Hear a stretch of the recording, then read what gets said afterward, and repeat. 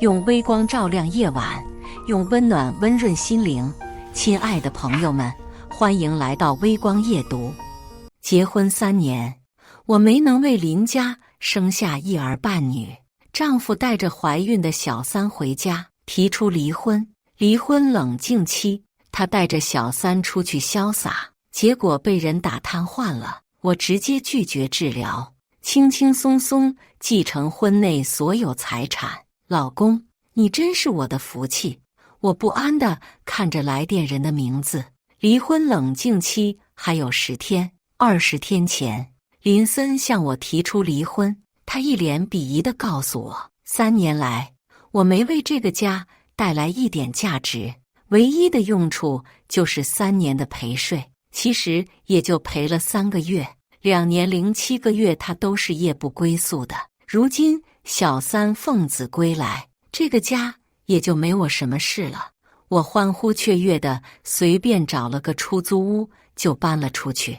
他以为我喜欢穷酸又充满暴力的生活吗？原本以为能这样快刀斩乱麻，也算是挣扎后的解脱，却不想熟悉的号码还是打来了。蒋小丽，你这个贱人，林森现在瘫痪住院，你怎么不来医院伺候？瘫痪，报应来得如此之快，我开心的有点接不上嘴了。哦，我去看看。分别不过20天，上苍有眼，1米8几的壮汉就这样瘫在床上，除了脑袋和眼珠子能动，全身上下都废了。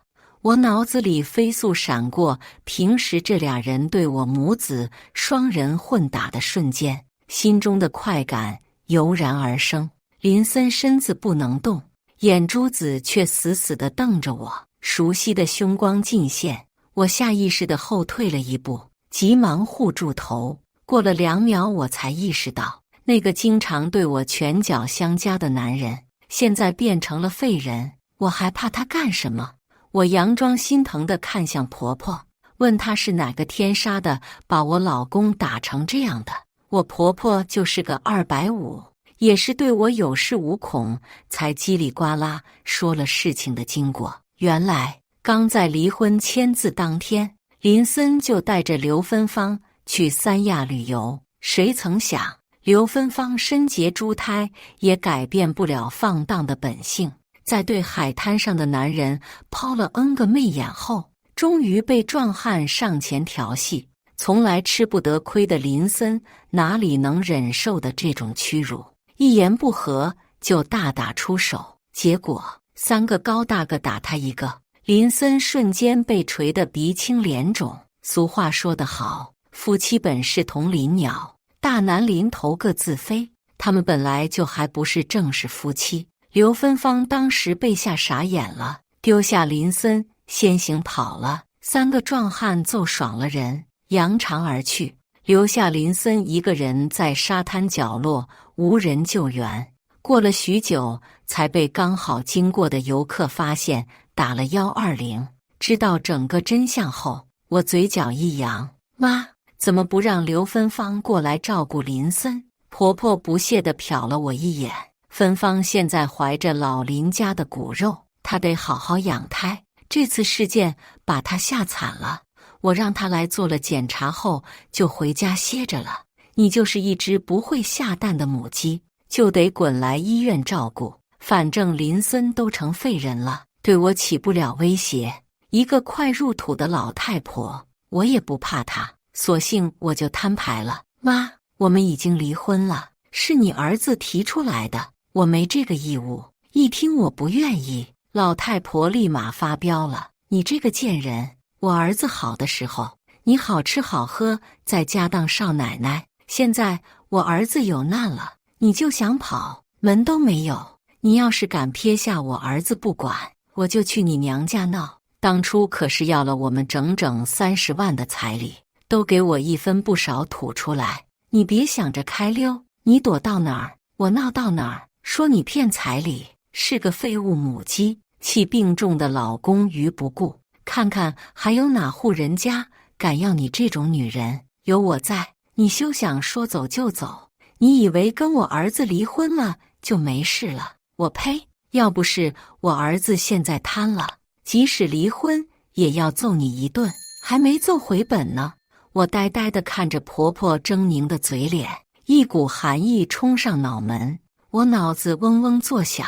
倒了血霉，遇上这一家人，我这一生注定要断送在这俩母子手上了吗？不，我深吸一口气，马上清醒过来。既然你们林家不仁，就别怪我蒋小丽不义。我坐在医院的走廊上，拼命让自己冷静下来，思考着接下来要怎么做才能逆盘重生。林森这3年来对我造成的伤害和侮辱，我一定要加倍奉还给他。他所拥有的一切财富，下半辈子的期待和快乐，我要通通拿走。我还要将他婚外出轨造下的孽，用最意外的方式送给他一份大礼。妈，我回公司交接一下工作，顺便请假回来照顾林森。婆婆一脸怀疑地盯着我。蒋小丽，我警告你别想耍花招，你工作的地方我去过，要是不想闹得人尽皆知，抬不起头做人，就给我老老实实请假回来伺候我儿子。我面上唯唯诺诺地答应着，心里却极不情愿地甩了脸子。离开医院后，我故意好几天不去医院照顾林森，也不接婆婆电话。果然，死老太婆直接杀到我公司。当时我刚好在厕所，听到前厅一阵喧闹，叫蒋小丽出来。她就是个骗婚骗彩礼、弃重病老公于不顾的贱人，我要曝光她。我出来时，来往的行人看着我像看怪物，我无奈只好拉着婆婆到角落里。妈，不是我不去照顾林森，是公司领导不批假，我也没办法呀。蒋小丽，你少来这一套，今天你不跟我回医院伺候我儿子，我就赖在这不走了。他在大厅肆意辱骂我和诋毁我，周围的人都听不下去了，直接传到领导的耳朵里。小丽呀，我也理解你的难处，我先给你批1周假期，你处理好家里的事情，立刻返岗。营销部没了你不行啊。经理苦口婆心说了一大堆，饼画得不错，殊不知我早就忍够了他周扒皮的德行。老娘我早就不想干了。什么？才1个星期不够？婆婆直接躺在地上撒起了泼，保安来了也拿她没办法，最后还闹到了派出所，领导也没了办法，干脆直接跟我终止合同。我拿了双倍的赔偿金，哭着跟经理道歉，转身就开心数起了钱。我还要感谢我婆婆的本色出演。刚从经理室出来，婆婆不知从哪里冒出来，动作熟练地薅起我的头发就往外拖。贱人，躲哪儿去？笑得贼溜溜的，以为我找不到你吗？你最好快滚去医院照顾我儿子，不然我跟你没完。拉扯间，包里的东西洒了一地，一张 B 超检查单随即掉了出来。这是什么？他突然不揪我头发了，快速捡起地上的单据看了起来。孕检报告，不过是以前了。当时我刚怀孕1个多月，被林森一脚给踹没了。我还记得当时血流一地时，我抓着他的腿，哀求着他送我就医。他又一脚把我踢开，扬长而去。最终孩子没保住，没人知道我怀过孕。此刻我唯唯诺诺道：“我怀孕了，怀孕。”婆婆的音量瞬间抬高了不少，迟疑间带有一丝惊喜：“你不是一直怀不上吗？怎么突然怀孕了？说是不是在外面偷人了？”我害怕地缩着头：“妈，我哪有？我也是这几天才感觉有点不适。那天去医院时就顺便做了检查，医生说才1个多月。”婆婆不相信，追问我有了孩子为什么不跟他们说，心里打着什么小算盘。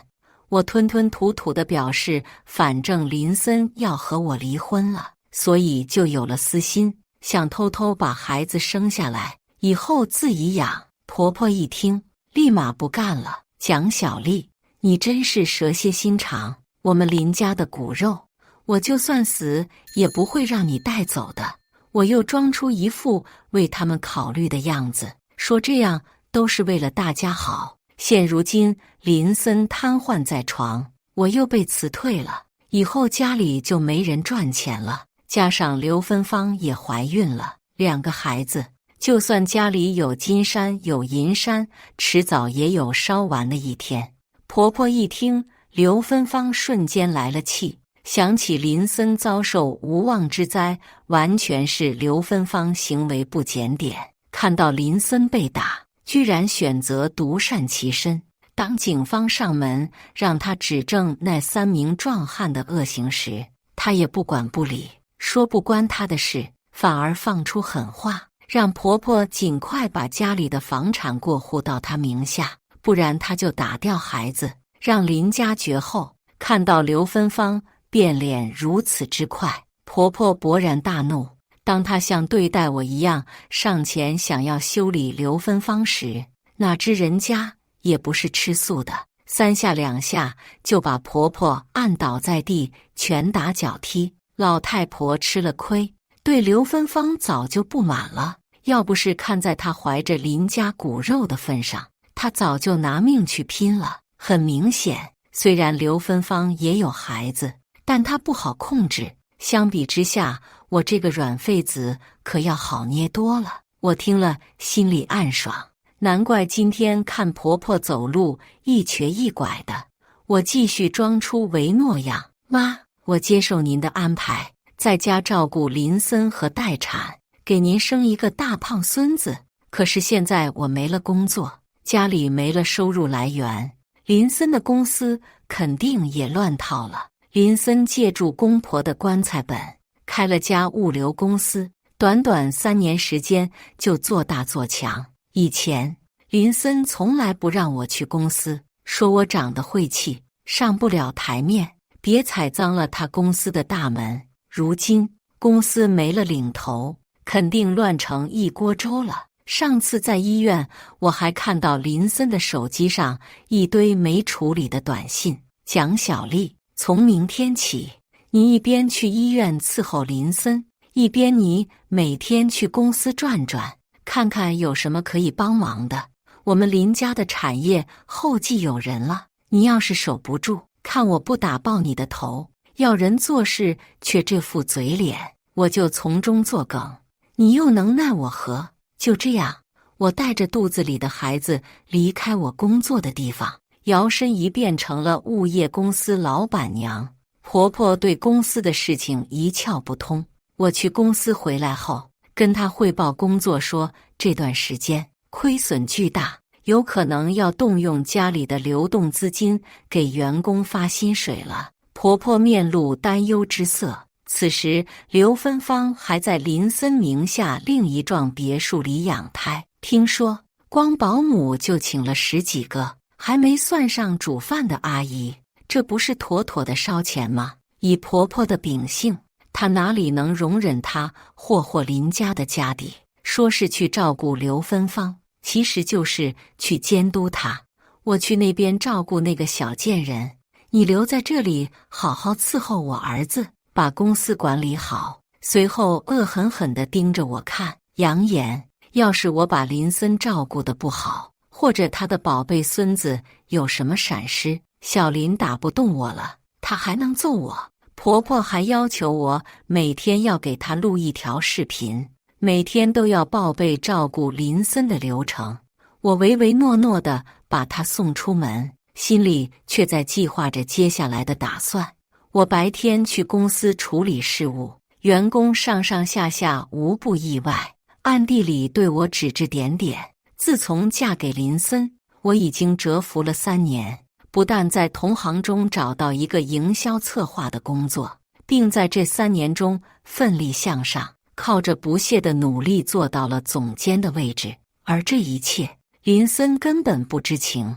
他一直以为我是个只会逆来顺受的家庭妇女，靠着这几年在同行公司做营销的经验，我轻轻松松赢得了一批骨干领导的钦佩和追随。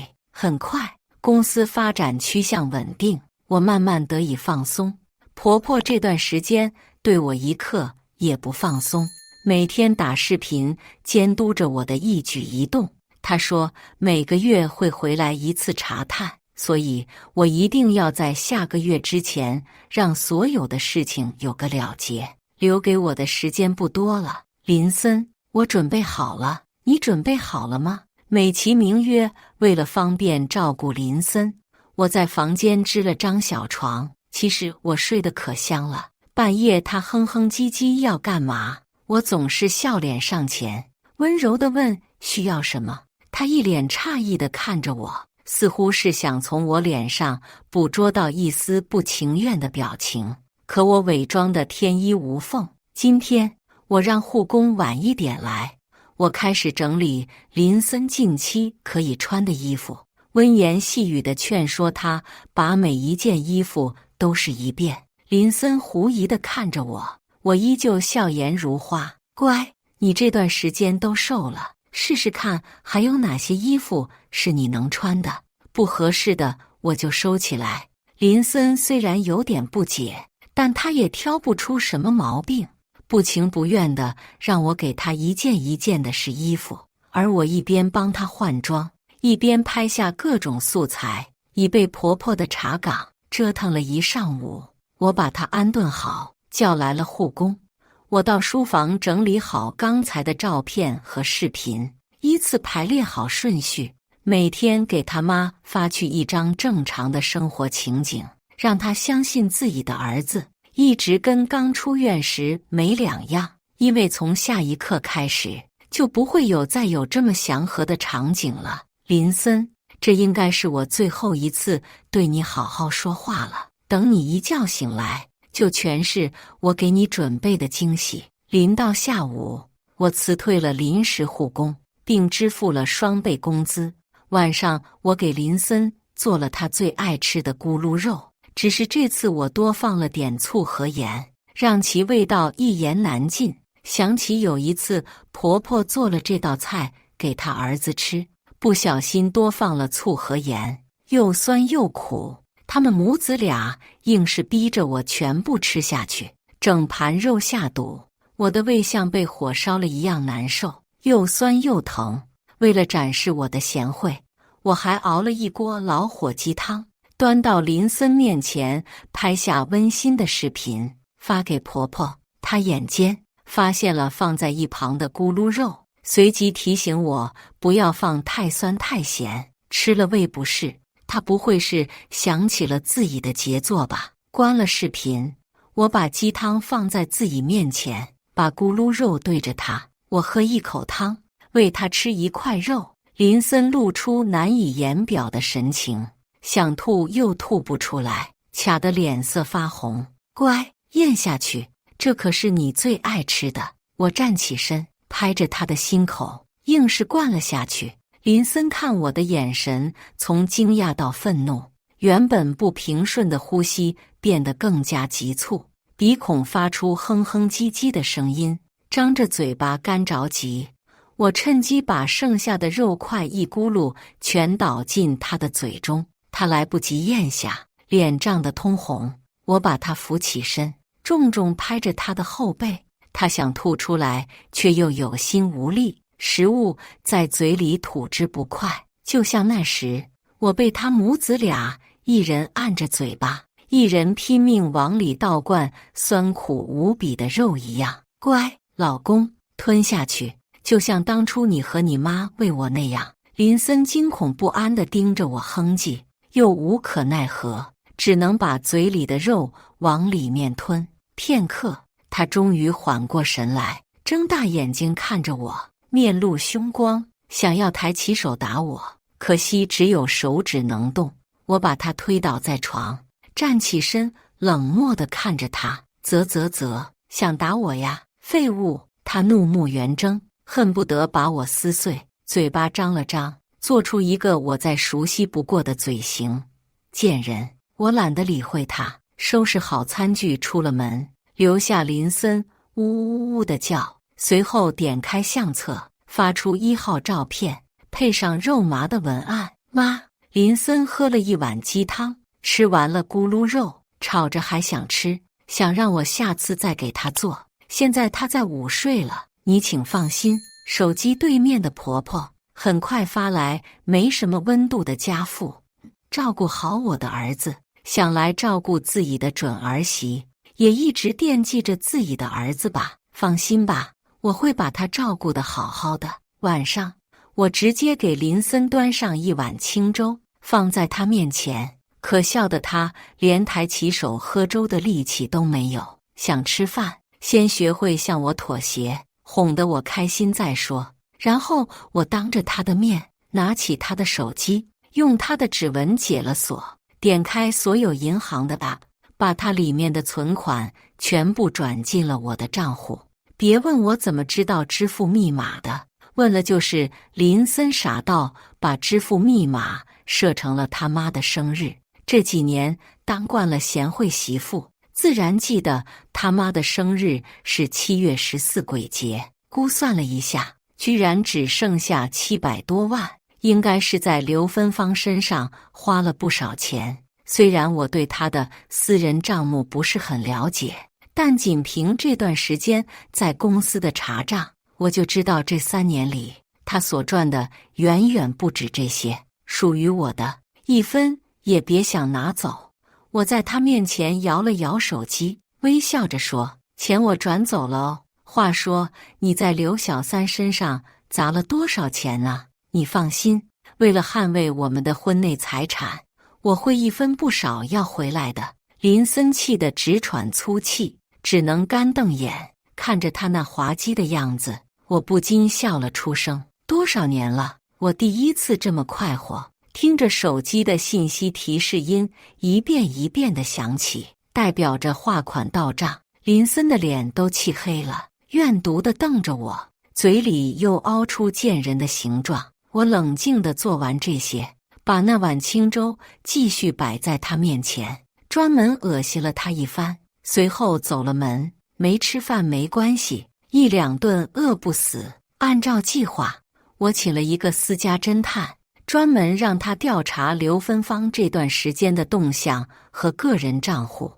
我要搞清楚他名下到底有我多少财产。半年间，林森给刘芬芳买了10几个香奶奶，1套大平层，还有他现在住的别墅，听说也加了他的名字。什么时候的事，我竟然一概不知。其实我没有多恨刘芬芳，这半年有了他的存在，很大程度转移了林森的注意力，他都没那么有空虐我了。只要他能把吃进去的吐出来，我会看着给他留一条后路的。凭什么把房子给你？那是林森送给我的馈赠，你懂不懂？刘芬芳比我想象的要厚脸皮。馈赠？呵，亏他想得出这个词。刘小姐，你什么能耐？让我老公把1000万豪宅在短短半年间馈送给你，我这个原配怎么不知情？有我的授意吗？刘芬芳还想狡辩，被我泼了一脸咖啡。你敢泼我？给你脸不要脸！你现在住的房子是我们的婚内财产，你怀着孩子公然住进我的家，请了10几个保姆不说，还让我婆婆过去照顾。天底下做3这么嚣张的，恐怕只有你了吧？刘芬芳颐指气使，意思是她现在对林家有功劳，是林森自愿给她的，婆婆也是自愿去伺候她的，她还不稀罕。好，既然这样，我要放大招了。本想给你留一条退路，算了。计划的第2步，我找到预约好的男公关小号，他是一个经过专业训练的风月老手，看上去干净年轻有活力。要不是知道他干这行的，我都不相信这么爽朗帅气的大男孩是出来卖的。5万块把刘芬芳的芳心给俘虏，需要物质上的加持另计，别的东西我也不要。每天定时给我发他撩拨刘芬芳的肉麻情话，还有他的积极回应。我要让林森看看他钟爱的小三是怎样跟别的男人聊的。结束见面后，我去了一趟商超，把这几年舍不得买的好看衣服，还有昂贵的化妆品全搜罗了个遍。我还年轻，忍气吞声这么长时间，我也要好好犒劳一下自己了。回到家接近下午，林森早就在房间气得嗷嗷嗷叫，一直拍打着床板。由于怕他排泄不便，省得弄脏床垫不好打理，我干脆直接给他睡起了硬床板。他不情愿也没办法，所有的视频素材我已经拍好了，糊弄他妈完全足够。看着太阳快要落山，贤惠人妻坐起来，趁着小区正热闹，我推着她到了三姑六婆的聚集地。我常年遭受家暴和虐待的事情，在小区早已不是什么新鲜事。婆婆和林森也从来不介意家丑外扬，相反，他们从来没有在邻居面前给我留手面子。有时候当着众人的面，婆婆就对我破口大骂，要有多难听就有多难听。当他们看到我推着林森出来散步，都发出惊讶的表情。我当然是继续保持着逆来顺受的唯诺样，在三姑六婆面前演了一场苦情戏，并表示自己一定不会弃林森而去。最终，我成功赢得邻居们的一致赞赏，真是林家的好儿媳。他们这样对你，你还以德报怨？林森真是上辈子修来的福气，娶了你这样难得的女人，适时造势。我赶紧现场拍下带着林森出来散步，以及邻居们对我的认可和夸赞一起发给了婆婆。不出所料，她依然是回复看得出来，她照顾刘芬芳自顾不暇，过不了多久，她一定会打道回府。我得加快计划进度。我又故意跟三姑六婆们说好，每天差不多这个时间，我都会推林森下来呼吸下新鲜空气。一直在屋里太闷了，大家表示欢迎我的家手，多一个人八卦，对他们来说可是注入了新血液。特别是像我这样戏精加深的女子，此时林森早已气得七孔冒烟，鼻子不停地喘着粗气，嘴里发出乌拉乌拉的声音，仅有的力气支撑着他，颤抖的双手无力地拍打着轮椅扶手，宣泄着内心的怒气。我假装被他的样子吓到了，蒙着头，露出惊慌的神情。别生气了，老公，你索性打我2巴掌，只要能让你舒心一点。我抬起他的手，想让他拍在我脸上，无奈他又滑落下去。我心想，真是废物。我叹了一口气，温柔地帮他整理一下衣襟，对着大家解释：自从身体不便后，他的脾气越来越暴躁，也难怪他，好好的一个人，说瘫就瘫了，换谁都难受，心里有怨气。我宁愿他打我一顿，这样他兴许能好受一点。街坊邻居听了，无不佩服我的贤惠和大度。林森气得直接翻起了白眼，使劲用后背撞击着轮椅，惹得大家唏嘘不已。生气了吗？生气就对了，他本来就是个急性子，受不得一点刺激。现在听着我在这里捏造，又不能站起来敲打我，不活活气死已是万幸。医生本来就嘱咐你要静养，气不得。你要是不生气，我真担心你活太久。晚上我直接把白天剩下的那碗稀饭喂给他吃了。一开始他还哼哼唧唧不肯开口，不吃就饿着，别到时候成了饿死鬼哦。也许是我这句话激起了他的斗志，后来乖乖地咽下了整碗冷稀饭。伺候他睡下后，我询问了下公司这几天的情况，各部门都还算正常运作，我只要时不时去公司露一下面，基本就没有问题了。深夜，我回想起了我的大学时代，曾经我也是多么阳光开朗的女子，只是在一次晚上外出时，我被一群混混尾随。当他们把我拖进路边竹林时，我的人生从此变成了灰色。突然一声大吼，把罪恶的几人吓得屁股尿流，留下我躺在污秽的地上，无声的流泪。林森出现在面前，是他驱赶了他们，还帮我报了警，背着我到了医院。不知道是感激还是没了谈恋爱的勇气。当林森提出我们处处时，我想都没想就答应了。最开始的林森还会包容我的很多不足，包括那次失身，他会安慰我不是我的错，鼓励我向前看，对我的一点小成就从不吝啬赞美。也不知是他隐藏的好，还是后来的他变了，变成了我怀疑他一开始是不是就有所预谋。直到有一次，我偷听到他在跟其中一个从犯通电话时，我的心瞬间冰凉到了谷底。原来那次的意外根本不是意外，林森和们们是一伙的，已经尾随我好几天了，只是一直找不到合适的机会下手。那天我接到一个陌生的电话，说我的爸爸出车祸了，人就在医院，要我马上过去。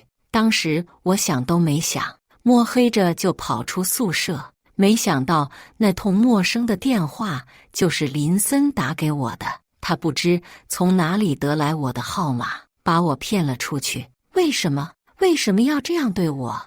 我一遍一遍地控诉他的恶行，并表明一定会把他送进监狱。你这个蠢货，我现在是你合法丈夫，再说你有证据吗？真是晦气。以前他嫌我晦气，我以为是男人恋处情节所致，原来不是。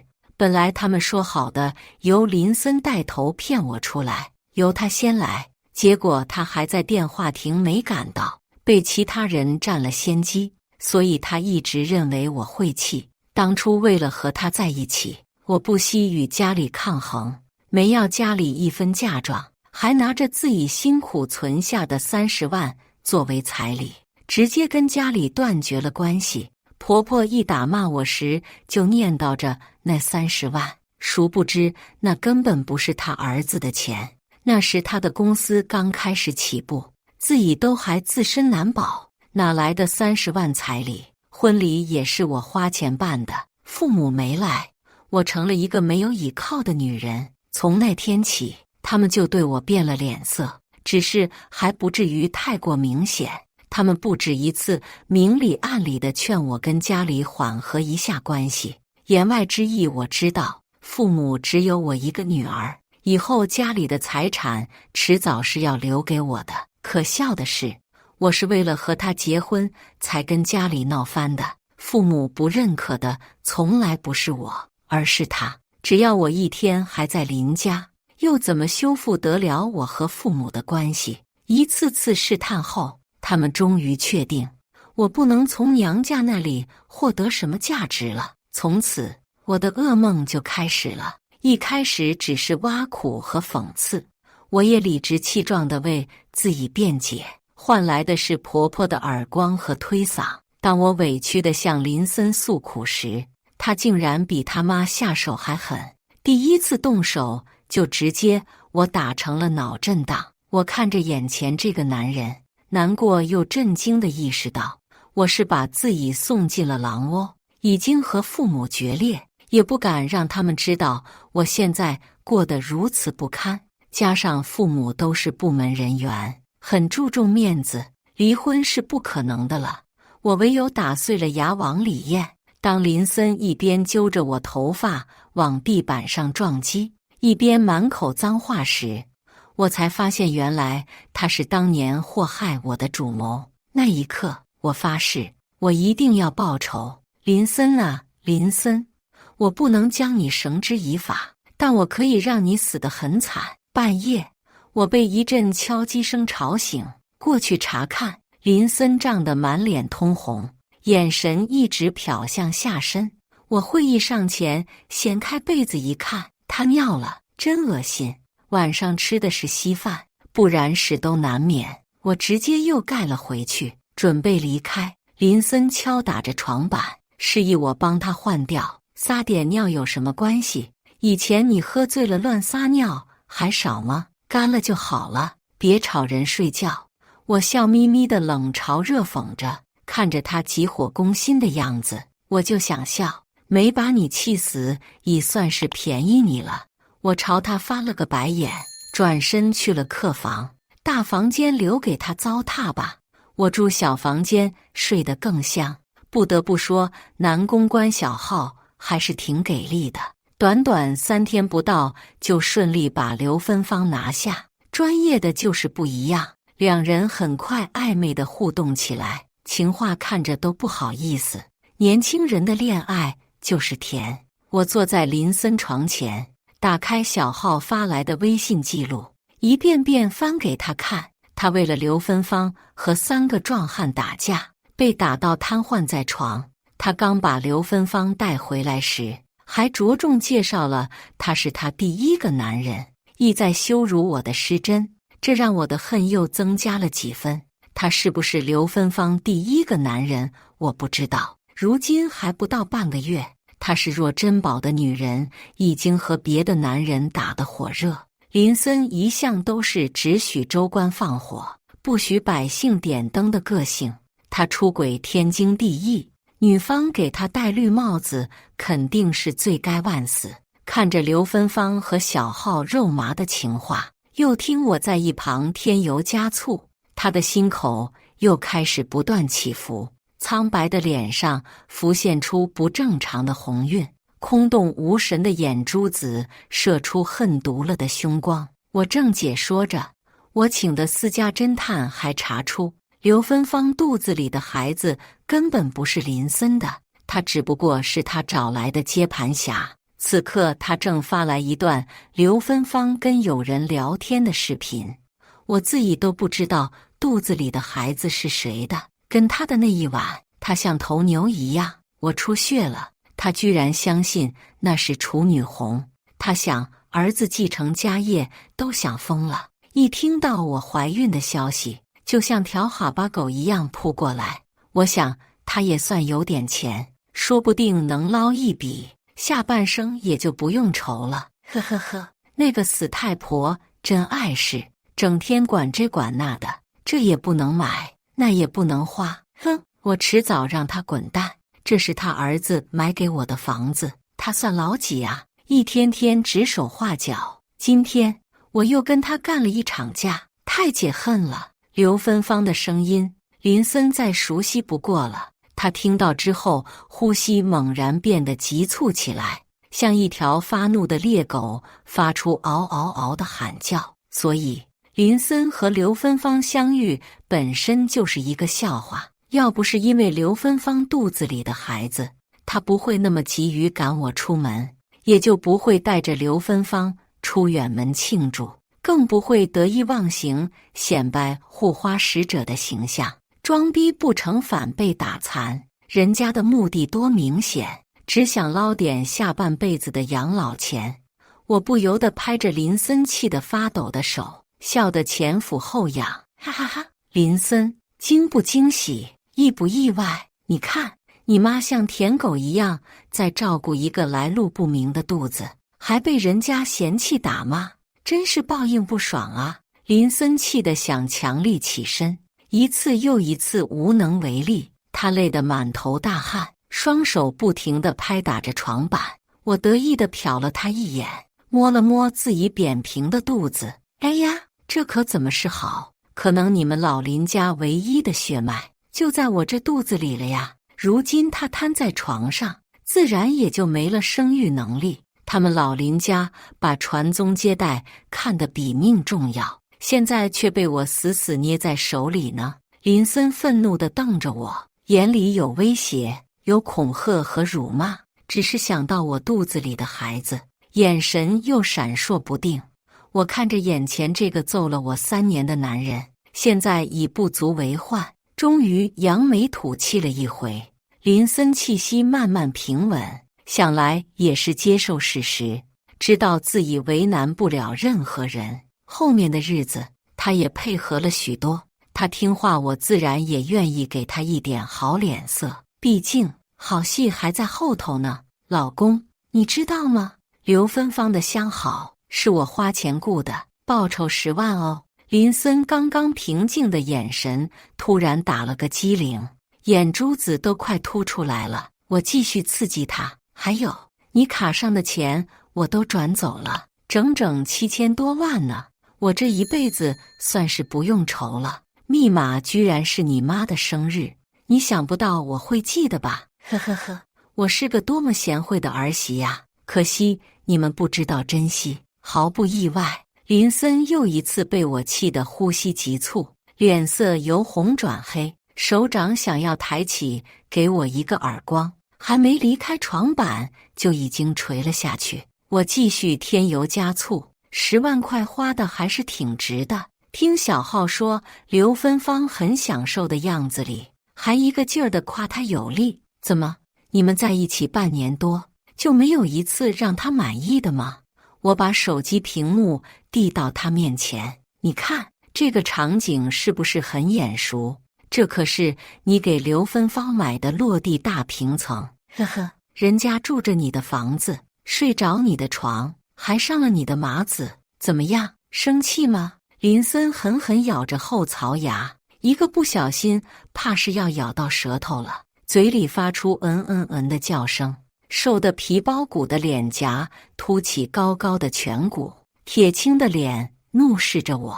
终于，他长长的呼出一口气，眼里有愤恨，有不甘，恶毒地看向我。你很生气对吗？看你生气，我就高兴怎么办？今天的天气可太适合把你推出去溜一溜了，给那些三姑六婆好好看看我是怎么无微不至照顾你的。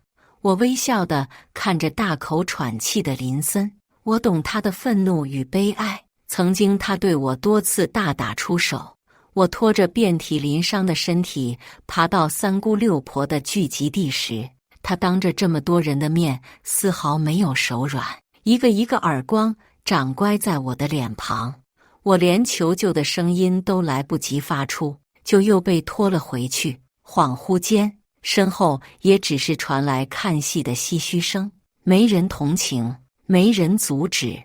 我依然会做作而恰到好处地激怒他，让他在大妈们面前淋漓尽致体现他欲要打老婆的阵势，而我自然也是一副悲悲戚戚的唯诺样。他早就想揍我了，这点我心里明白，大妈们也看在眼里。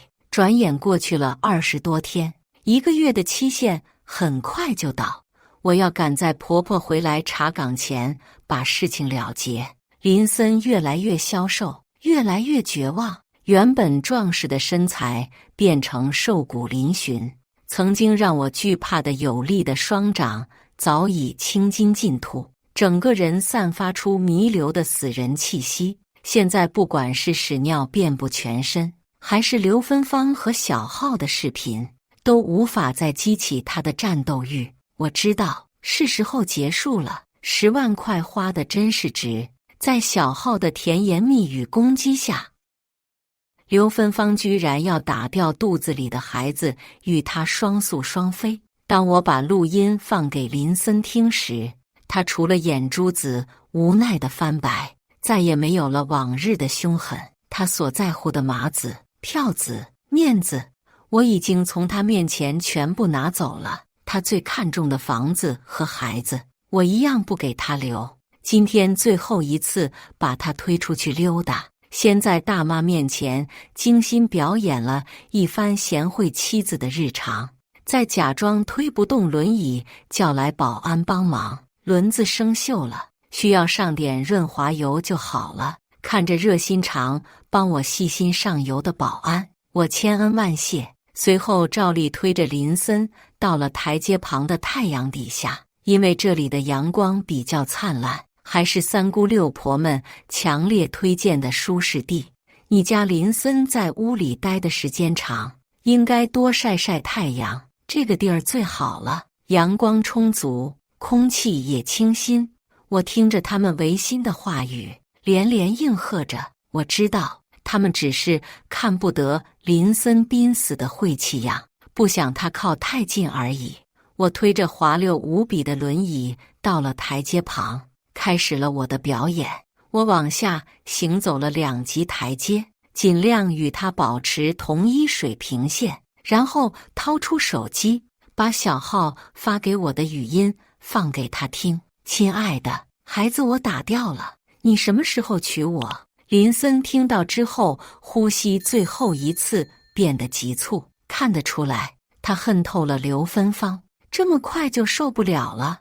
我从兜里拿出那张 B 超影像，在他面前扬了扬，看，这才是你名副其实的孩子。医生说孩子很健康，超声那么强烈，说不定是个男孩呢。他的眼神瞬间平静了下来，定定地盯着我手里的图像，愤怒的眼神有了一丝温和。可怜的林森，至死都还想着老林家的传宗接代，真是悲哀。他抬起虚弱的眼皮，看了看我手上的 B 超单，又看了看我，充满着希冀。可惜，我不会让你如愿。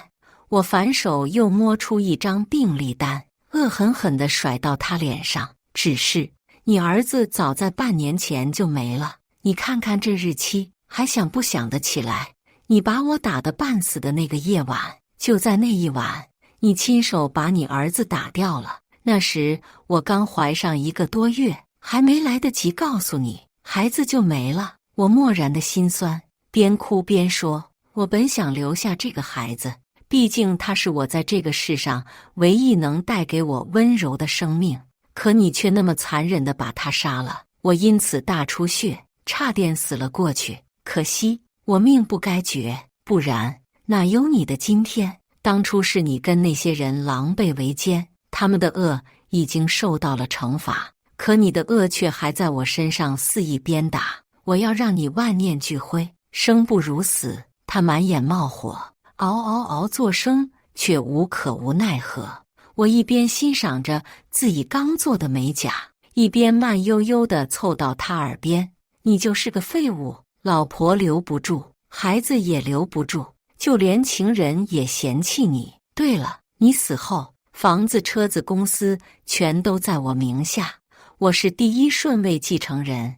我要开始规划以后的富婆生活了。林森剧烈地喘着粗气，不多的生命在飞速从他身里消耗殆尽。他愤怒的额头青筋爆出，嘴唇张着想骂我，却骂不出口，想用尽全身的力气从轮椅上起来。我瞄了瞄时间，刚好4点半，对面的一群大妈正要往这边过来了，是时候了。我慢慢向后退了2步，挑衅地看着他，很生气是不是？很想打我是不是？来呀，你打我呀！我今天不躲。暴怒的他完全没有意识到轮椅已经滑向了台阶边缘，他努力使着最后一丝力气，支撑起身体，想要撞向我，一如他在大妈们面前耀武扬威的嘴脸。由于加了润滑油的缘故，轮子在石板上来回晃动下，成功失去平衡，顺利倒向了我。我用余光迅速扫了一眼大妈们惊恐的眼神，正集中在我俩身上。他们看到的是瘫痪的丈夫，习惯使然，毫无征兆向妻子施暴，在想要对我实施恶行时意外摔下楼梯。随着我的一声啊大叫，轮椅砸在我的身上，连着他也压在了上来。我提前准备好的血带瞬间崩裂，下身流出鲜红。我算得很清楚，摔几个台阶对我来说算不了什么，可对于油尽灯枯的林森来说却是致命的伤害。巨大的身体损伤，加上他刚刚的情绪波动，让他顷刻间缓不回来。我清晰地看到最后一点生命气息慢慢从他眼里消逝，最后只剩一丝丝鼻息划过我的脸颊。他眼里最后的场景是那群大妈们虚情假意的安慰，还有看了一场好戏的幸灾乐祸。我别过脸，释然地笑了。在最后一刻亲自断送你的生命，也不能消去我心中的仇恨。只有让你在众目睽睽之下心有不甘的死去，才是对你最好的惩罚。毕竟我的孩子是多么无辜，我又何其不幸。我流产了，林森死了，婆婆在那群三姑六婆声情并茂的描述中知道了事情的真相。没办法，她只能把希望寄托在刘芬芳身上。得知她居然在她的眼皮底下打掉了孩子时，婆婆瞬间觉得天都塌了。天哪，我该怎么向老林家的列祖列宗交代呀？老林家的祖宗想必也不会想要这样的子孙延绵。我的孩子也许并不想出生在罪恶的林家。婆婆伤心欲绝之际，不忘找刘芬芳拼命。只是她哪里是年轻人的对手？她以为人家会像我一样逆来顺受吗？不到1刻钟，婆婆就被刘芬芳暴打，跟对待林森一样。看着倒地的婆婆，刘芬芳照样没有仁慈地打120，而是选择一走了之。等被发现时，婆婆已经昏厥多时。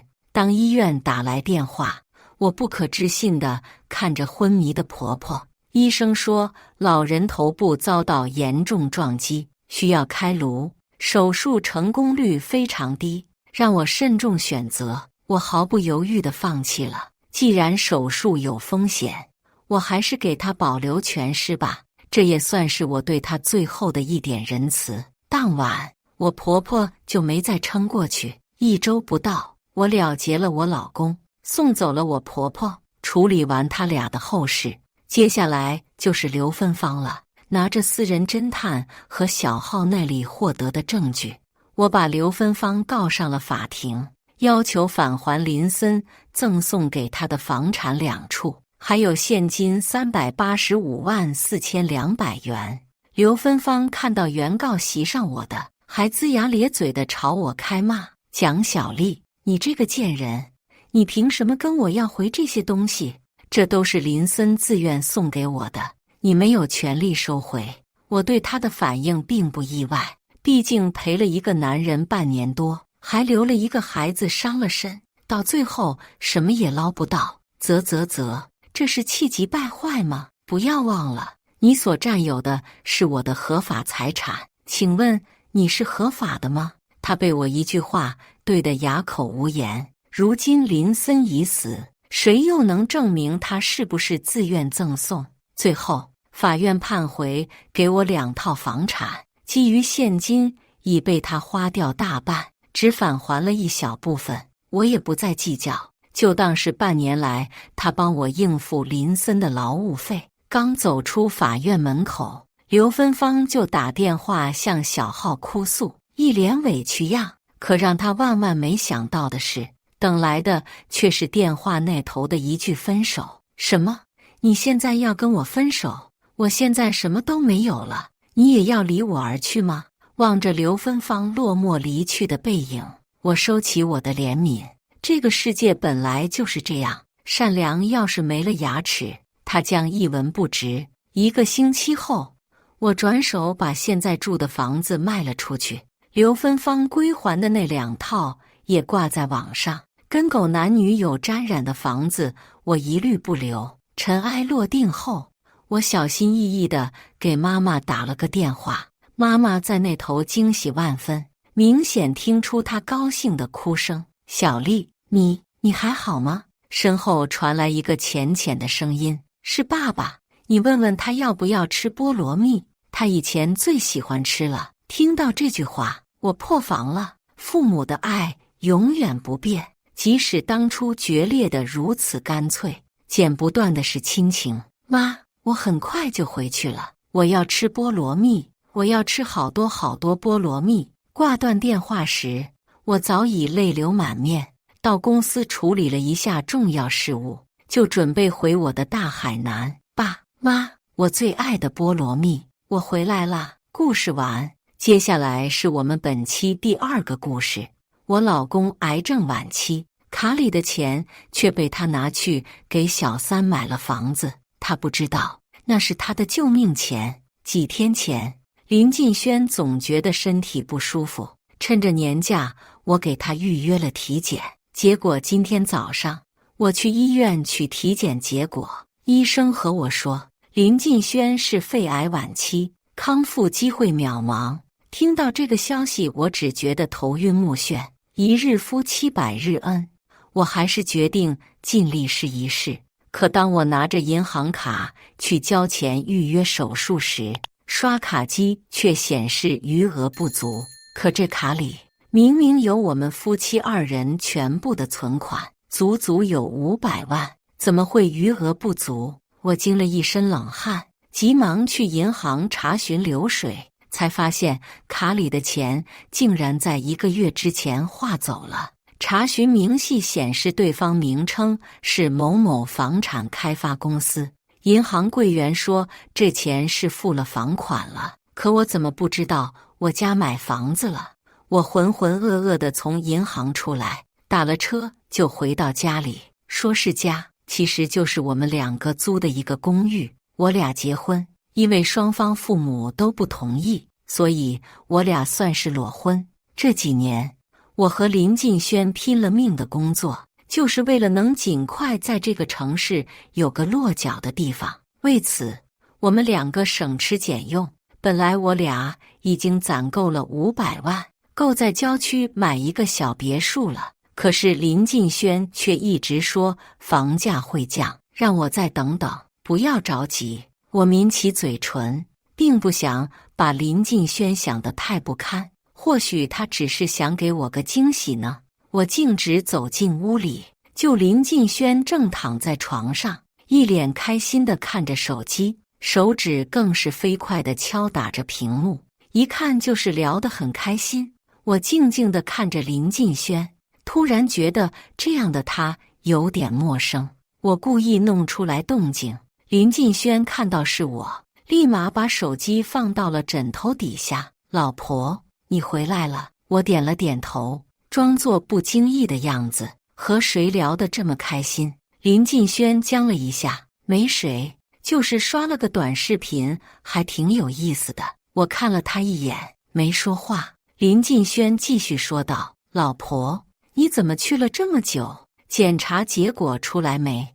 我冷静地对他撒谎，刚才医生没在，我等了一会，晚一点我再过去看看。林晋轩无所谓地点了点头，就你惜命，非要我住院检查什么身体，浪费那钱。我这年轻能有什么事啊？我随意敷衍，这不是心疼你吗？说完，我又体贴地给他倒了杯饮料，装作不小心倒在了他的衣服上。啊，你怎么连个水都倒不利索？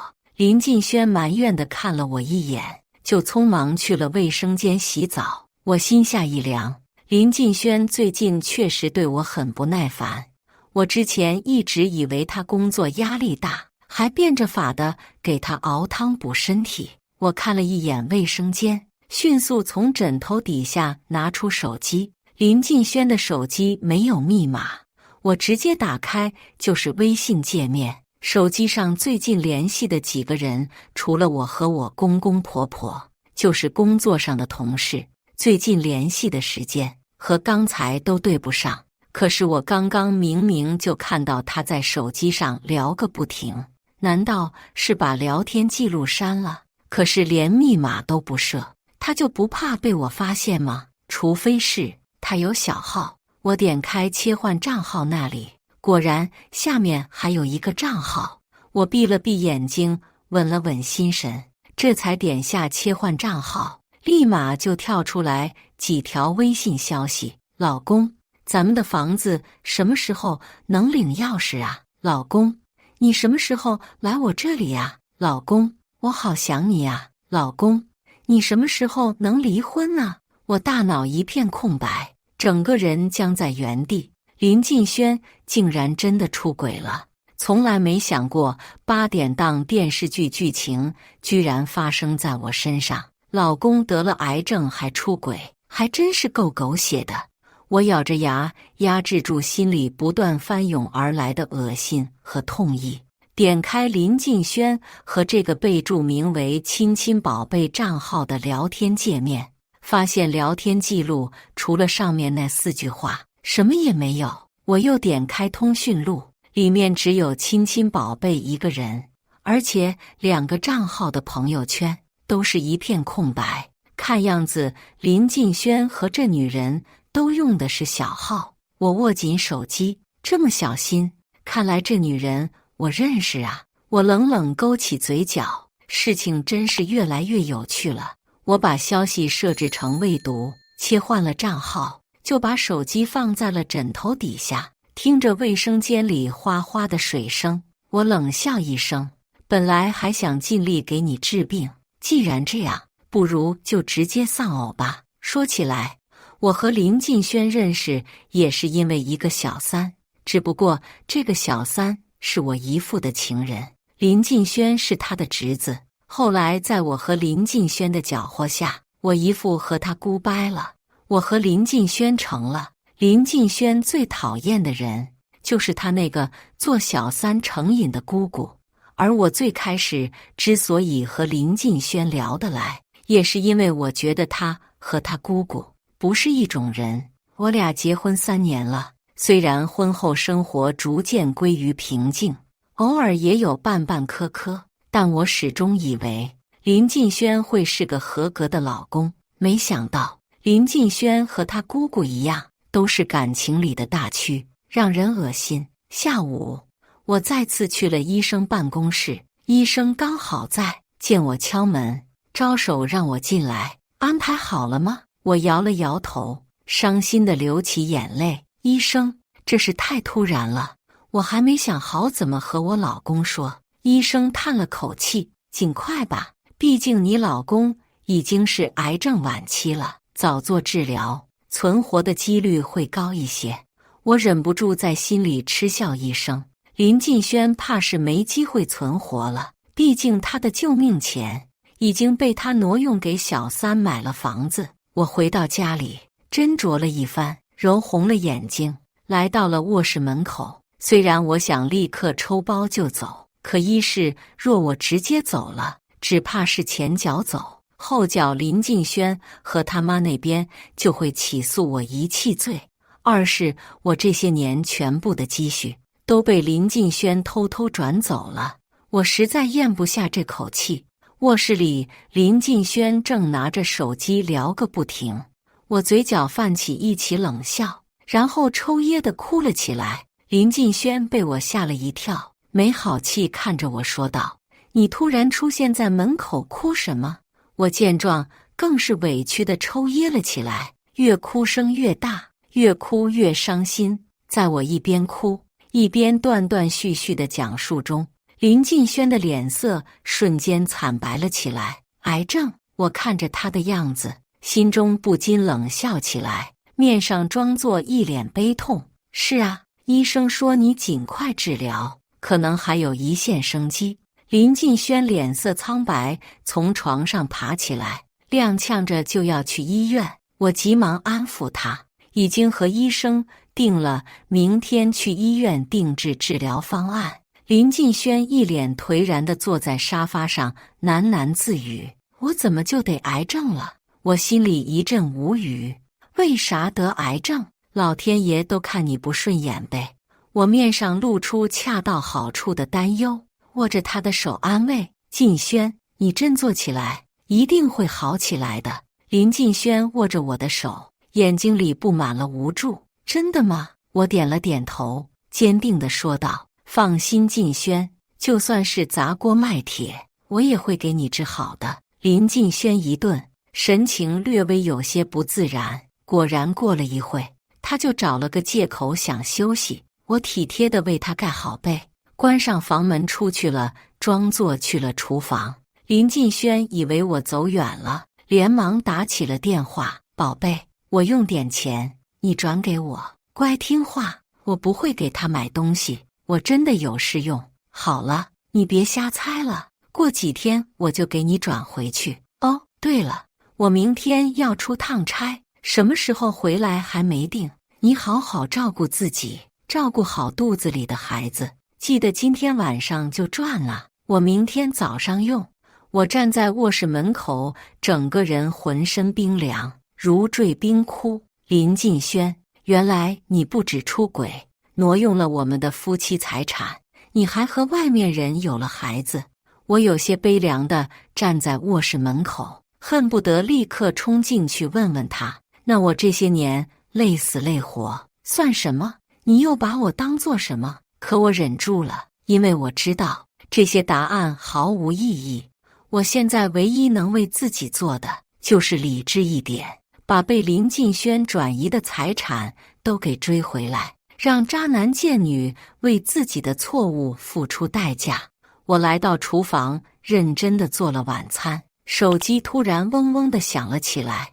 我打开一看，是我的闺蜜陆小茹。我心里正堵得慌，就想和她吐槽下，也想让她帮我出主意，怎么才能把房子要回来。我打开手机，看到她发的在吗？我手指飞快地点下屏幕，想邀约她见面。我还没来得及发过去，就看到陆小茹又发过来一条信息：芝芝，你最近有什么想买的大件吗？我手指一顿，脑海里突然想起刚才听到林晋轩和那女人的对话，我手下收紧，甩了甩脑袋，是我太敏感了吧？我想了想，把那句话删掉，然后略带伤感地说道：大件倒是没想买的，就是林晋轩他生病了。小茹秒回我：晋轩怎么了？我一字一句敲打着：他得癌症了。电话那边正在输入显示了很久，最后他发过来：严重吗？你别想太多，晋轩一定会没事的。我懊恼地拍了下自己的脑袋，我是不是有些过敏了？怎么还怀疑上最关心我的闺蜜了？我苦恼地想道歉，却又不知道从何说起。正在我纠结的时候，小茹的信息再次发了过来：你手里也没什么钱，我给你转点钱吧。我还没反应过来，信息突然被撤回。没一会，小茹又发了一条信息：我给你转点钱，你照顾好晋轩跟自己。然后转过来了5000块钱。我手心一阵滑腻，小茹怎么知道我手里没什么钱？毕竟我也是今天才知道林晋轩转移了我俩的财产。我点开了小茹的朋友圈，从上至下的翻着，我突然发现，原来林晋轩竟然点赞评论了小茹每一条朋友圈，这是我都没有的待遇。我心中的怀疑越来越多，果然女人的直觉是准的。在我不懈努力下，我直接翻到了多年前小茹发的第一条朋友圈：若有所爱，必定相依。下面林晋轩的评论大胆又直白：那就让我们相依到白头。评论的日期赫然就是今年的520。我忍不住笑了出来。相依到白头，那我就看看陆小茹会不会和得了癌症的你相依到白头。林晋轩心情不好，晚餐吃的并不多，吃了2口就放下了碗筷，起身就要回屋子里。我叫住他：晋轩。林晋轩回头看着我，我试探说道：我刚刚和小茹说起了你生病的事，他给我转了5000块钱。林晋轩慌了一下，立马怒道：你怎么把这些事告诉他了？我握紧衣袖，委屈地说道：刚巧小茹和我说话，我实在心里堵得慌，就和他说了。林晋轩不耐烦地打断了我，匆匆忙忙地进了屋。我垂下眼眸，细致耐心地喝起了眼前的粥。林晋轩、陆小茹，我生命中最亲的2个人，你们真的很可以啊。这一夜林晋轩翻来覆去，睡得并不好。我躺在他旁边，冷冷地看着他坐卧难安的样子。林晋轩，你怕是早就忘了吧？我这人睚眦必较，你放心，拿了我的，我一定会让你加倍还回来的。第2天一大早，我和林晋轩就来了医院，和医生沟通了后，林晋轩直接就住了院。我正在病房归置行李的时候，陆小茹敲响了门。我打开门，露出恰到好处的惊讶：小茹，你怎么来了？陆小茹眼睛里闪过一丝金光，随后露出一抹担忧：发生了这么大的事，作为你最好的朋友，我怎么能不过来看看？我热情招待了他进来，转过身就看到了有些慌乱的林晋轩，我装作没看出他失态。晋轩，小茹过来看望你。林晋轩迅速看了我一眼，强扯出一抹笑。小茹，快坐吧。陆小茹担忧地坐到病床边上，握着林晋轩的手。晋轩，听说你病了，我过来看看你。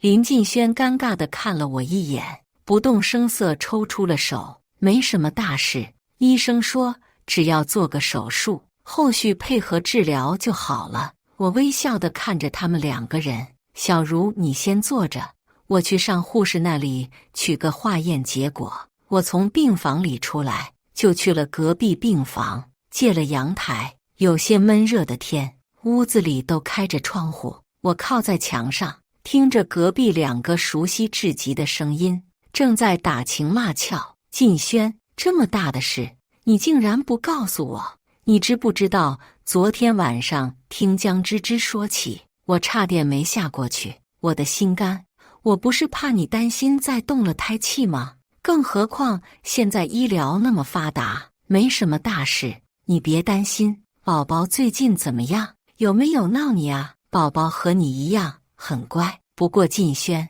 咱们什么时候能光明正大的在一起啊？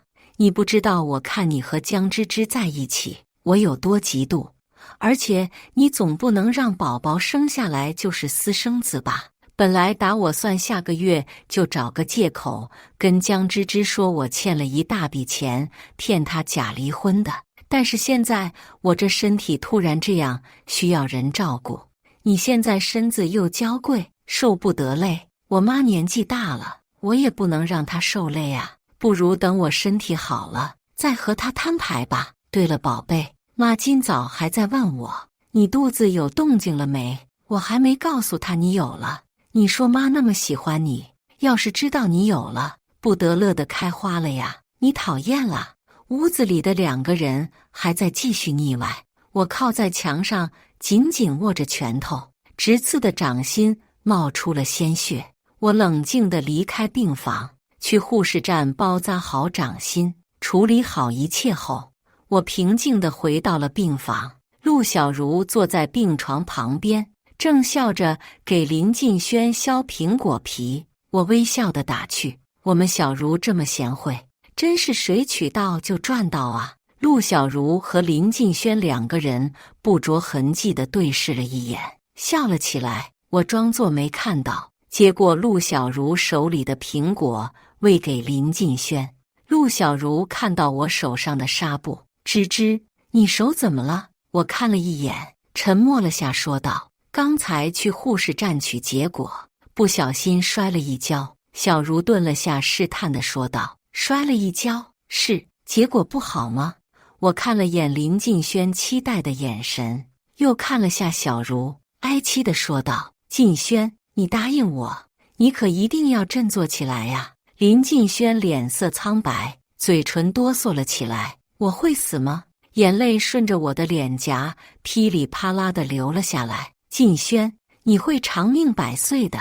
我余光看到陆小茹晃了下，我哽咽着继续添油加醋：晋轩，你要坚强啊，兴许你就是医生口中那个可以创造1%奇迹的人。林晋轩和陆小茹两个人的脸色越发难看起来，我压制住内心的快意，继续说道：张医生建议咱们尝试一下刚从国外新引进的靶向治疗法，虽然贵，但是治愈率可以提高20%，就是副作用有些大。不出我所料，林晋轩眼睛一亮，挣扎着坐起来打断我：那就选靶向治疗。我适时地停住嘴，不是我不说副作用，是你自己心急呀。我握住他的手，我也是这个意思，毕竟再多的钱也没有你重要。林晋轩迅速看了下陆小茹，然后眼神复杂地回握了我：芝芝，得妻如此，夫复何求啊。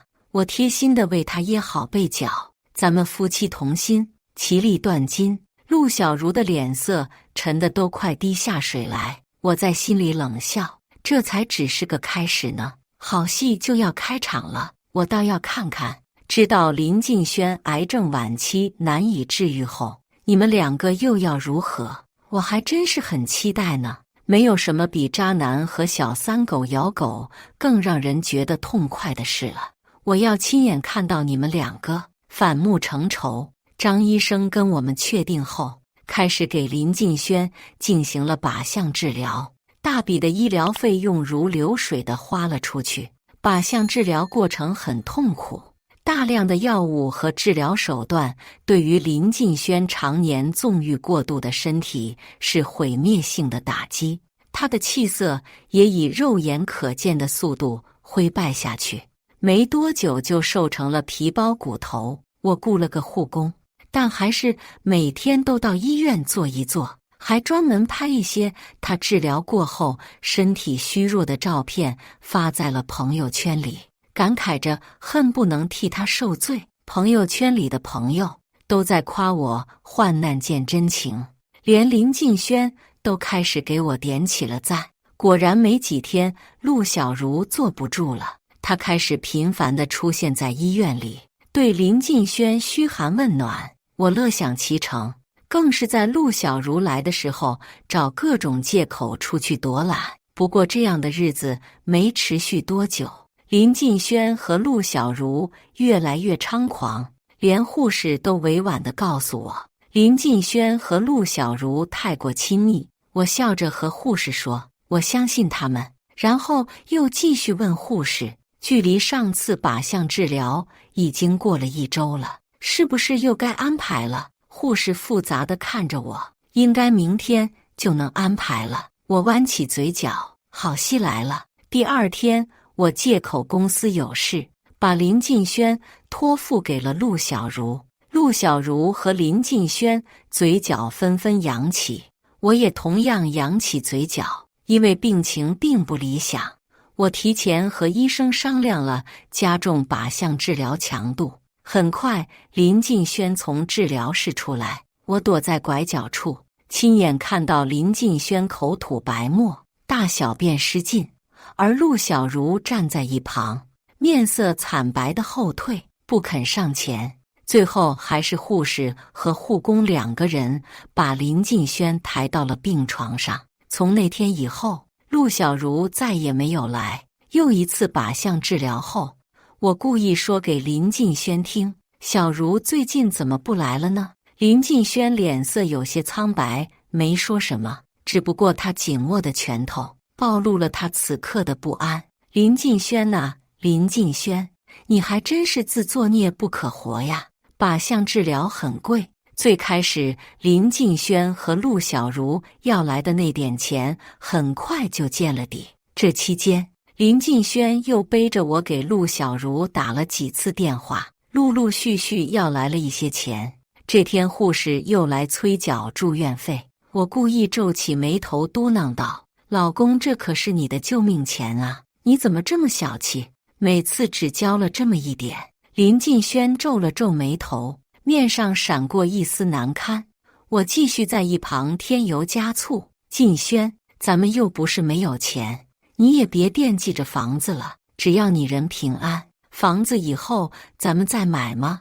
你可千万别舍不得花治疗费呀，你的命可比房子重要的多呀。林敬轩脸色愈发阴沉，我找了个借口出去，果然我刚走，林敬轩就给陆小茹打了电话，2个人爆发了一次剧烈的争吵。林敬轩也放了狠话，房子哪里有我重要，你把房子卖了，等我病好了，我再重新给你挣个房子。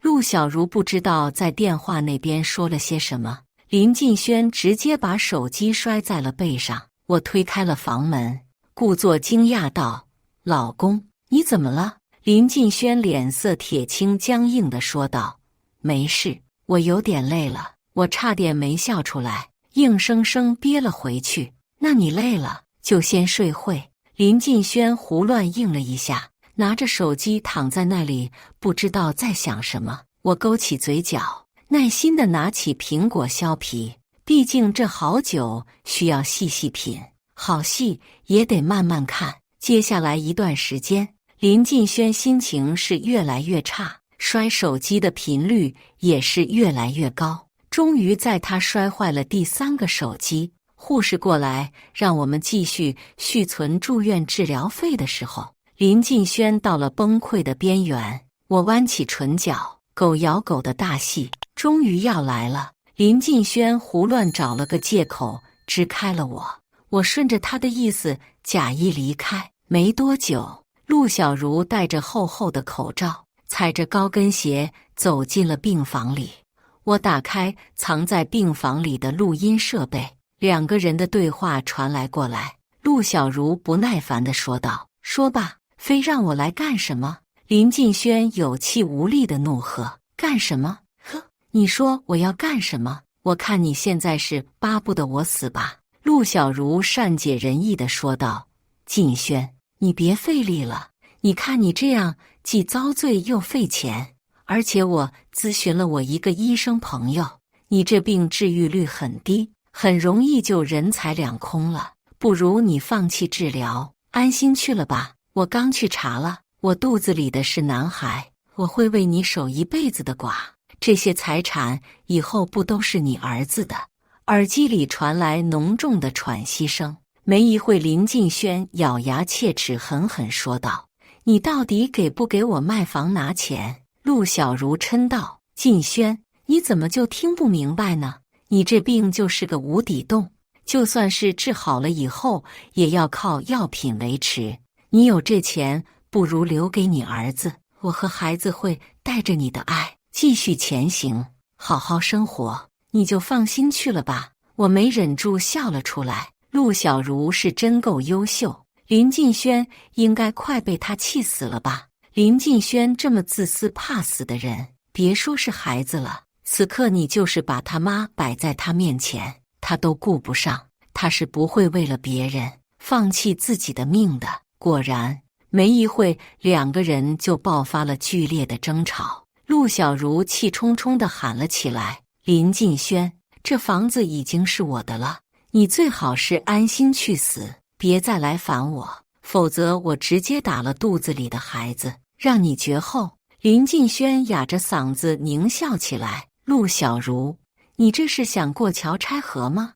你难道就不怕我把你偷江芝芝公司机密文件拿出去卖钱的事爆出去吗？”我一惊，这件事竟是江芝芝泄密出去的。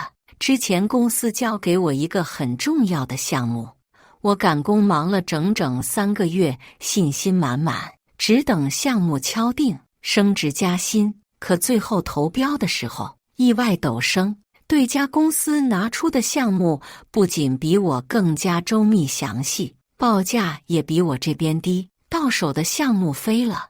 我还因此被公司经理大骂一顿，扣了全年的奖金。我不是没疑惑过，可我终究还是选择相信。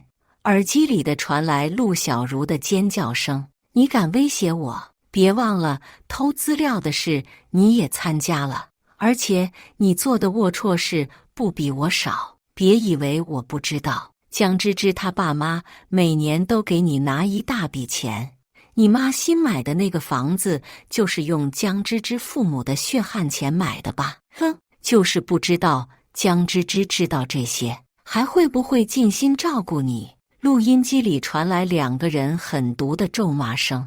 我握紧拳头，目眦欲裂。林晋轩，你怎么敢？当年我为了和林晋轩在一起，不惜和父母决裂，背井离乡来到了这边。婚后几年，我憋着一口气，一直没有联系他们，没想到竟然被林晋轩钻了这个空子。既然你拿着我父母的给我的钱，给你妈买房子，那我也只能让你妈妈送你一程了。第2天，我拎着鸡汤来到了医院。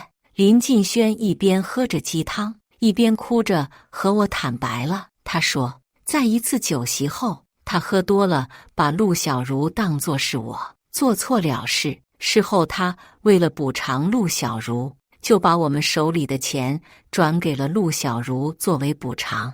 他说这段时间他每天痛苦至极，每天都在悔恨和罪恶中度过。或许是压力太大，忧虑太多，所以才导致自己得了癌症。说到最后，他深情告白：老婆，我最爱的人永远是你。我看着他本就因为生病治疗而蜡黄的脸上挂着鼻涕眼泪，从心底往外涌出一阵阵的恶心。我强忍住恶心，瘪起嘴，委屈地流下眼泪。林晋轩脸色蜡黄，强撑着说道：老婆，你能原谅我吗？我抽噎着说道：晋轩，你和小茹是我最重要的2个人啊，你们怎么可以这么对我？林晋轩拉着我的手哭道：老婆，都怪我太爱你了，才会喝多了酒，认错了人。我被气笑了，若不是我知道了事情的真相，我可能还真会被蒙骗。我哭着说道：晋轩，没想到你和小茹竟然承受了这么多，你真是个傻瓜，你只是犯了男人都会犯的错误而已，这事你们和我说清了，我又怎么会怪你？林晋轩脸色缓和，我实在是太害怕失去你了。我面上装作焦急，可是钱都给了小茹，你的医药费怎么办？不治病你会死的呀，我不允许你离开我。林晋轩眼神飘忽不定，老婆，不如你先去借点钱。我贴心地说道：当然可以。说到这里，我故意叹了口气，挑拨道：张医生说你这身体以后好了也要靠着大量昂贵的保健品维持啊，未来我们要用钱的地方很多呀，不如我们把陆小茹叫出来谈一谈，让她把钱还回来一部分，毕竟用的是我们夫妻共同财产，你补偿她的时候我又不知情。林晋轩眼睛一亮，不如这样，老婆，你直接起诉我出轨转移婚内财产，追回财产不就好了？我差点没笑出来，装作迟疑的样子。可是那样小茹那边怎么办？会不会她心有不满，再起诉你强奸？这对你们2个人的名声是不是不好？林晋轩急忙说道：不会的，他没有证据起诉我，而且只要把财产要回来，有你陪着我，名声好坏有何惧？说到这里，他温情地拉着我的手，我现在只想努力多活几年，好好爱你。我回握他的手，脸上露出以同样的温情。好，我直接联系了业界最好的律师，给足了律师费，律师效率高到吓人。虽然陆小茹拒不到场，还故意转了财产到他母亲名下，但是因为林晋轩配合，所以律师取证很顺利。没多久，林晋轩给陆小茹购买的房产就被冻结了。房产被冻结的当天，陆小茹就带着他妈找上医院来了。林晋轩刚从治疗室回来，整个人虚弱不堪，裤子里的大小便还没来得及收拾，陆小茹和他妈妈气势汹汹进了屋。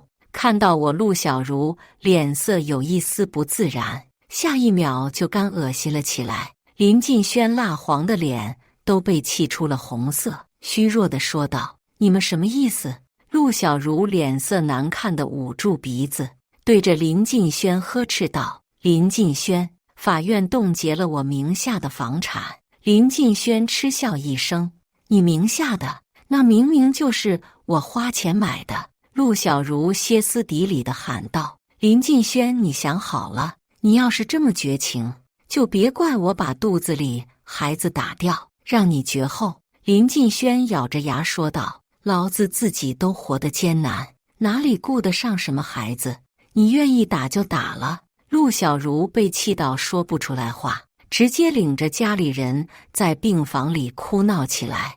你信不信我把你那些龌龊事都给你抖落出来？林晋轩慌乱地看了我一眼，凶狠地喝道：我这往大了说，最多也就是家庭纠纷，可你的龌龊事呢？陆小茹脸色煞白。陆小茹妈妈见状，直接从包里拿出了白色的麻布披在了身上。可怜我女儿清清白白大闺女，遇到这么个狗男人，提起裤子不认账，被骗得湿了身，带了肚子。可怜我的外孙啊！有这么一个不通人性的爸爸，狗男人，你得癌症是遭了天谴，你不得好死。我提前给你带孝不了，你治病就是浪费钱，有那钱不如给我们母女，你还能落下个大儿子。就这么搞，死了都没人给你烧纸。林晋轩被气得胸口剧烈起伏，脸上甚至都浮现出一模一样的嫣红。正在这时，病房的房门咣当被人推开，我婆婆直接扑了进来，摁住陆小茹和她妈妈3个人撕扯了起来。我在一旁看戏，嘴角勾起一抹微笑。婆婆是我叫来的，毕竟儿子生病，当妈的总要出把力不是？不得不说，婆婆的战斗力简直惊人，没一会就把陆小茹和她妈妈摁在身子底下打。婆婆骑在上面，恶狠狠地踢打着陆小茹，就是你害得我娃没钱治病，你这个狐狸精，霸占我娃的财产，不给我娃治病，我打死你！婆婆下了狠手，陆小茹身下很快就出了血。林晋轩被病房里这突然出现的情况气得头晕，躺在床上急促地喘着粗气，直到护士被陆小茹的尖叫声引了过来，这群人才被分开。陆小茹被医生抬走了，我贴心提醒保安尽快报警。很快，婆婆和陆小茹妈妈被警察强制带走了。看到这场景的林晋轩直接气急攻心，晕了过去。费力抢救后，林晋轩的病情还是恶化了。张医生叮嘱我，再不能让病人情绪激动了，不然下次就不一定能再抢救过来了。我点头记下。来到病房里，林晋轩刚刚清醒，身上插着各式各样的管子。我欣赏着眼前美景，只觉得内心畅快无比。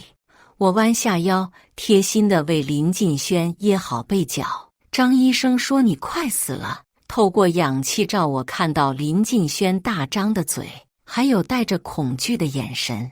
我握着他的手，你放心去吧，陆小茹和她妈妈那边不会善罢甘休的。婆婆少不了进去又赔钱。不过，若是婆婆听了你死亡的消息，就不知道会怎么样了。毕竟她一向血压高，陆小茹肚子里的孩子被婆婆打没了。你给陆小茹的财产，我都会拿回来。至于你用我父母的钱给你妈买的房子，我也能要回来。林晋轩惊惧地看着我，大张着嘴，胸口剧烈的起伏。我拿出致命一击。你算计真心待你的我，出轨转移财产，到头来家破人亡，一切成空，这是不是就是自作孽不可活呢？林晋轩费力拽着氧气罩子，眼睛好似要凸出来，下一秒直接瘫在了床上。我再次摁响了急救铃，这次张医生看了一会，就直接宣布了林晋轩已经脑死亡了。我虽不舍，但是还是选择了放弃治疗。签完字后，我哭着和医生说，想亲手拔掉氧气管，送我爱人最后一路。医生叹了口气，竟然同意了。我怀着激动的心，拔掉了林晋轩的氧气管。我站在病床边上，亲眼看着林晋轩从呼吸急促到呼吸永远暂停。我心口郁结的那口气终于散去了一半。把林晋轩送去太平间后，我又去病房里看了陆小茹。陆小茹因为肚子受了重击，导致流产大出血，被迫摘除了子宫。此刻她刚做完手术，正脸色苍白地躺在床上。我微微叹了口气，早知今日何必当初呢？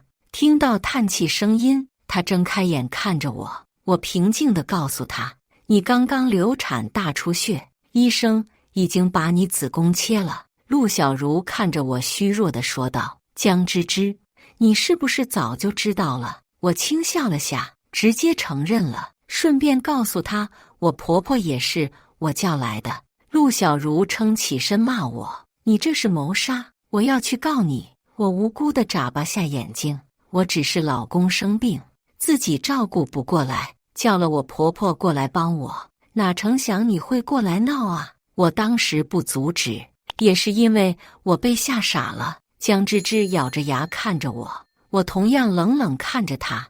我看着眼前这个我曾经最好的闺蜜，打破沉默，平静地问道：“为什么？”陆小茹脸色狰狞了一瞬，然后恶狠狠地说道：“为什么？你说为什么？凭什么你就能找到林晋轩这个潜力股？凭什么你就能马上住别墅？我嫉妒你极度的发疯。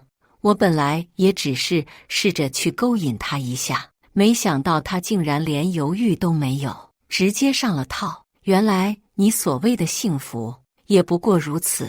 而且你知道吗？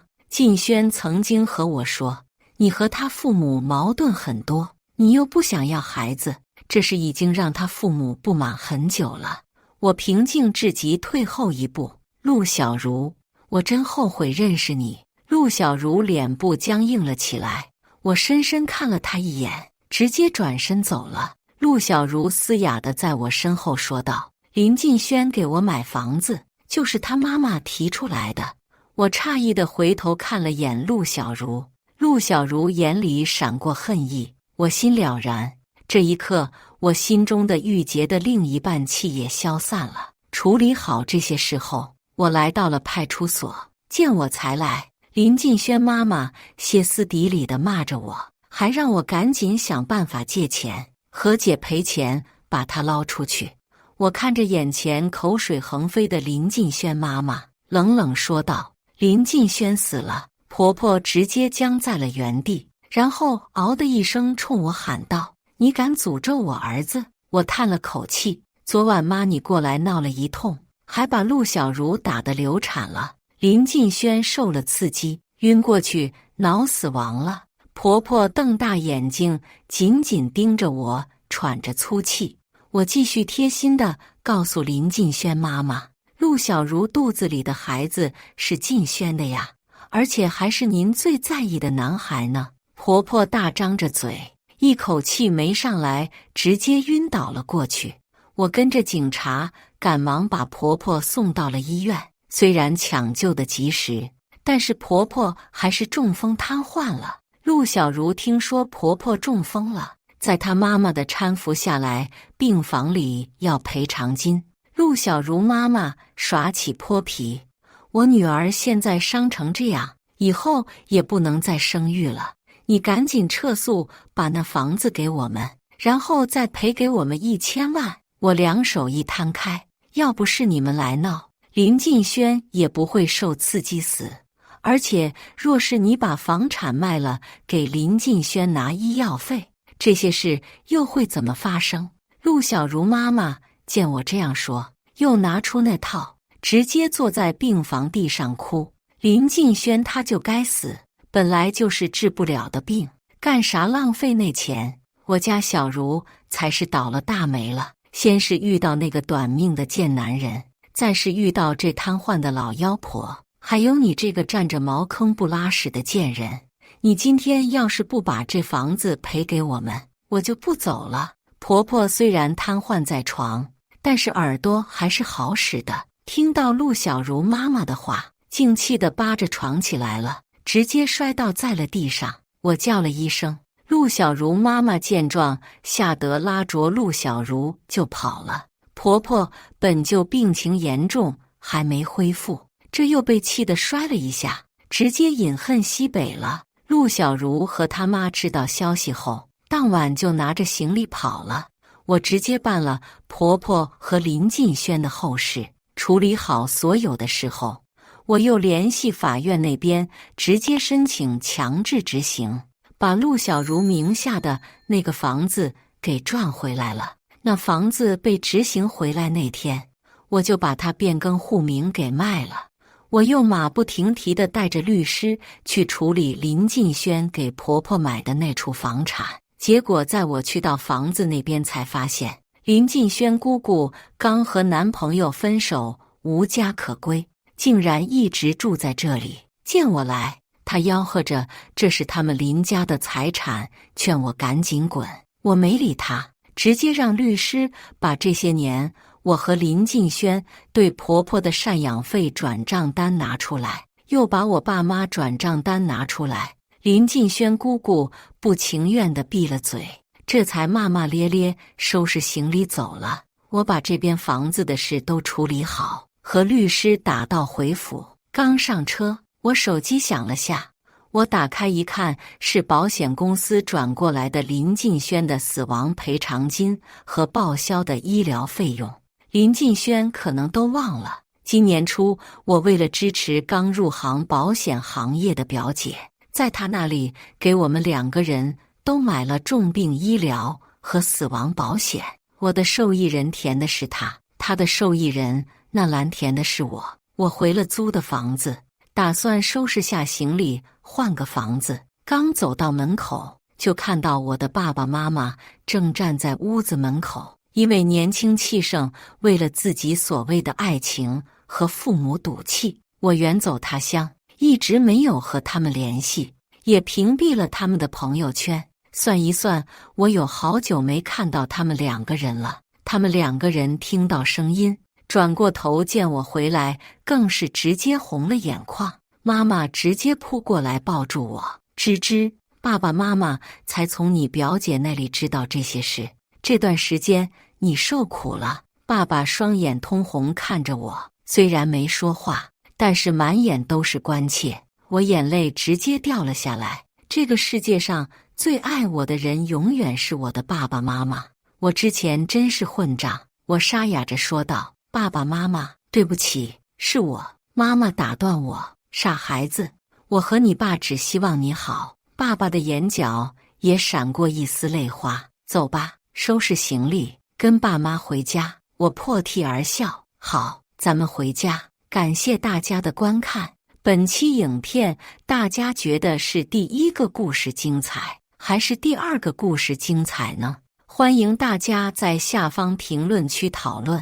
如果你喜欢这类故事，记得点击订阅微光夜读，并分享给更多的人，这会对我帮助很大。再次感谢大家的观看。